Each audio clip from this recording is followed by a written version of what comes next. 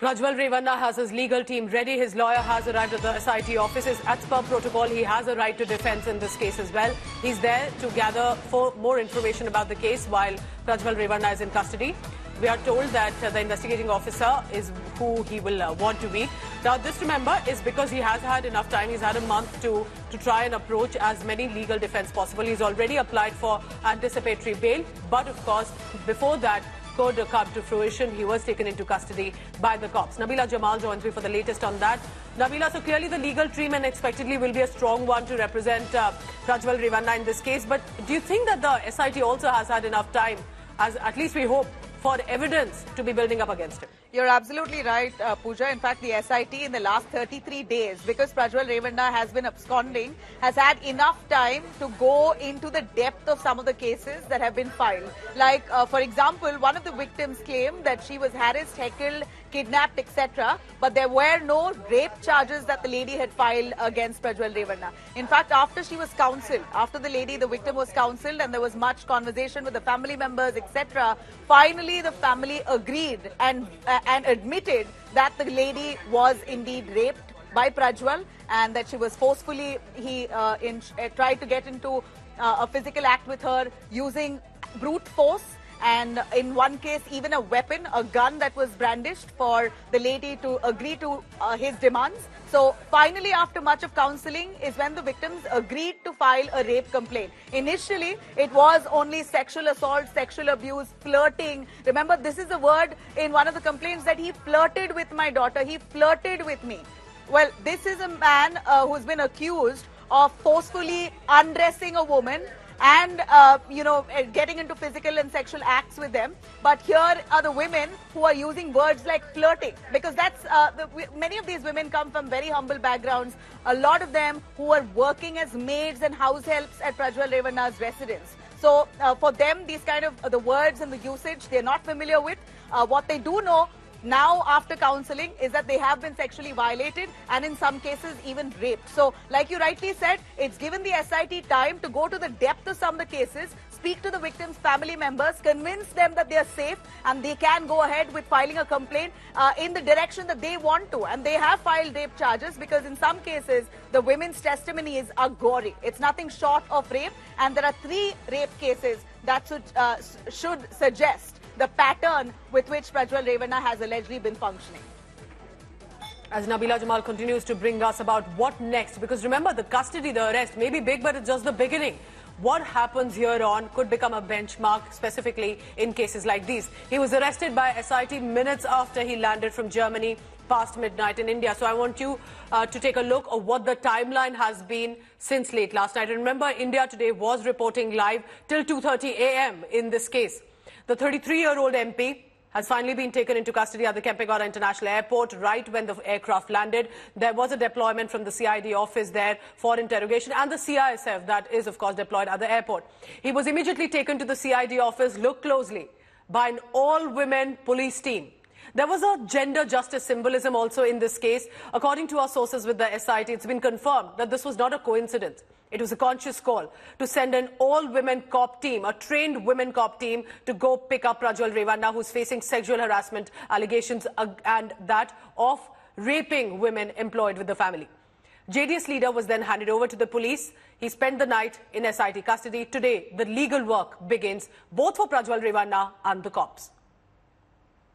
In his bail petition, he has alleged politics, that the vendetta politics is being done. State government, especially the ministers, are without any evidences are making prejudged statements against me. No, all that will be looked into.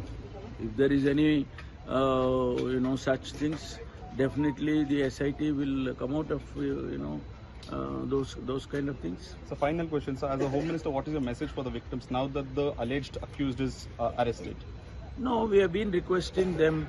We will give you protection. Come and, file petitions before the SIT, or come and tell the SIT, what has happened, and, give a complaint, and those kind of things. From the beginning, we are requesting. Now also I request them, if there are any persons, they can come and, make statements before the SIT. This gesture by the Karnataka government will not only go to tell Prajwal Revanna, but also the likes of him and his family that women are not to be taken for granted, which is what they have been doing. All of the women, police officers standing there make Prajwal Revanna at least feel ashamed, if nothing else, with impunity gallivanting around, making statements and sending videos. And I'm so proud that the women officers from Bangalore city went out there to arrest this culprit, this predator who has abused his position as an elected representative and also position of the power that his family holds in Hassan. Remember that to be arrested, it was long pending. It had to happen. After a month, that day has come, but that's just the beginning. What next year on for Prajwal Revanna, as much for his defense as for the prosecution in this case? Remember, for now, it will all be about digital evidence. It's not about he said, she said simply. Prajwal's videos will be sent to the forensic department because that will then be analyzed, which means his voice samples we are likely that will be taken and that will be likely corroborated with the video, because in most of the videos, his face is not seen. The faces seen are of the women, the house staff that has been employed, many of them pleading, begging to not be assaulted and harassed and to be let go. The investigation will be to identify if the primary device that was used to record, because sadly, these videos have been distributed and circulated via pen drives, used politically as well against him as well. But which was the primary device? Where was it placed? And then he will likely be taken to now a crime scene in Hassan. And sadly, that crime scene is the family farmhouse. In one of the storerooms, it's believed, some of these assaults have taken place. Now, the survivors' accounts will likely also be recorded because for now, 3 cases have been filed. But the reason that women cop team was sent was to send a message that you need to trust the cops and come forward to speak. It's not easy. Most of them are house helps, domestic staff women with the most influential family politically in Karnataka.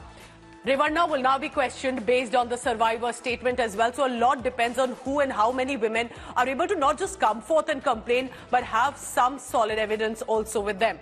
SIT will then question Prajwal to locate the mother device, because that is being felt and feared if it has been tampered with and all of that evidence has been deleted. There will be a tampering charge if primary device is not found, because there has to be a source coming in from which has now been widely circulated. According to our sources, a lot of that in primary device has been either destroyed or has been placed elsewhere, cannot be found. He will be produced, importantly, this will be most significant, will be produced before the judge for the police custody. The team will want an extended custody. The judge will take a call on that. He says all fake and morphed, all political conspiracy. Cops say we have evidence building on this. Nabila Jamal continues to join me from the newsroom in this case.